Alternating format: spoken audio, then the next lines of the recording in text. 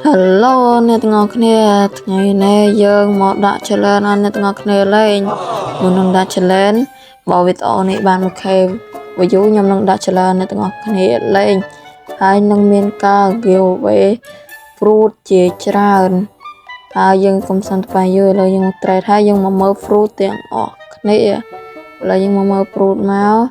មានអ្វីខ្លះឥឡូវយើងមកមើល TikTok មាន Spirit Sauron មកមកតែធ្វើនំខ្ញុំអត់សុំឲ្យទេគឺ